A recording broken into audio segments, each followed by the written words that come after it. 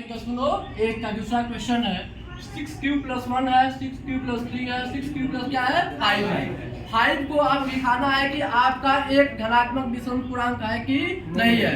आपने जान रहे हैं कि अभी तक आपने जो पढ़ा है तो भाज्य बराबर क्या पढ़े हैं आप लोग, भाजक गुणे भागफल प्लस में क्या पढ़े आप लोग शेषफल, नहीं पढ़े हैं।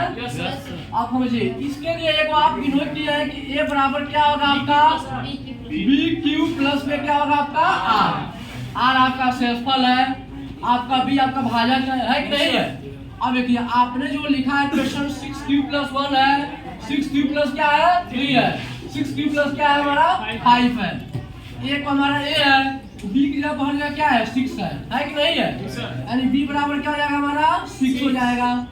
अब देखिए q की r की जगह पर क्या है आपका, r की जगह पर 1 है 2 है और 3 है और क्या आपका है 5 है, यही ना है आपका। अब आपको दिखाना है कि आपका a बराबर b क्यूब प्लस r के रूप में है कि नहीं है।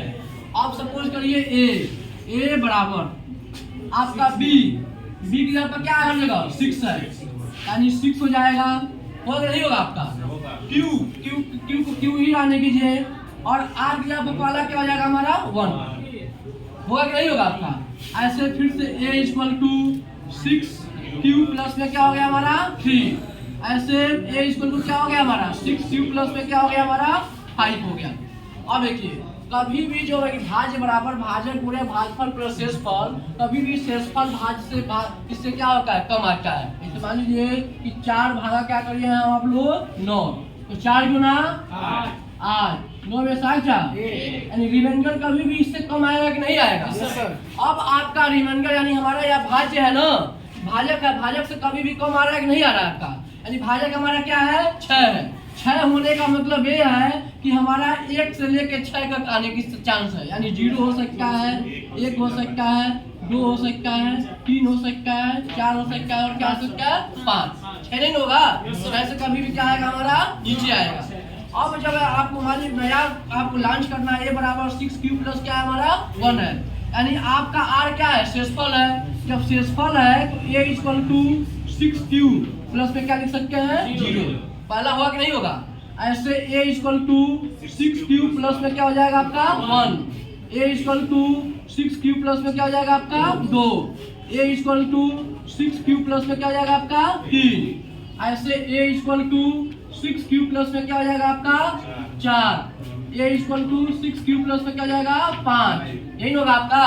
अब आपके बुक में ये कहा है कि धनात्मक विषम पूर्णांक, कौन सा क्या लेना है आपको धनात्मक विषम पूर्णांक। इसमें धनात्मक विषम पूर्णांक कौन कौन हो सकता है, 1 हो सकता है, हुआ कि नहीं होगा आपका, और क्या हो सकता है 3 हो सकता है, और क्या हो सकता है आपका 5 हो सकता है, और कुछ होगा आपका। यानी आप यहाँ लिख लेंगे धनात्मक विषम पूर्णांक, धनात्मक विषम पूर्णांक। पूर्णांक समझ में आ रहा है, पूर्णांक किसे कहते हैं आप लोग इंटीजर। पूर्णांक एक शब्द आया है इंटीजर, इंटीजर किसे कहा जाएगा जिसमें आपका प्लस भी होना चाहिए हमारा माइनस होना चाहिए। मान लीजिए कि आपका कोई लाइन है, लाइन में इधर प्लस इधर क्या होना चाहिए हमारा माइनस होना चाहिए, यानी जिसमें प्लस और माइनस होगा वो हमारा क्या कहलाएगा इंटीजर यानी पूर्णांक। यानी धनात्मक विषम पूर्णांक कौन कौन हो जाएगा आपका 6 क्यूब प्लस में 1, 6 क्यूब प्लस में 1, दूसरा क्या हो जाएगा आपका 6 क्यूब प्लस में 3 और 6 क्यूब प्लस में 5, ये आपका धन विषम पूर्णांक है।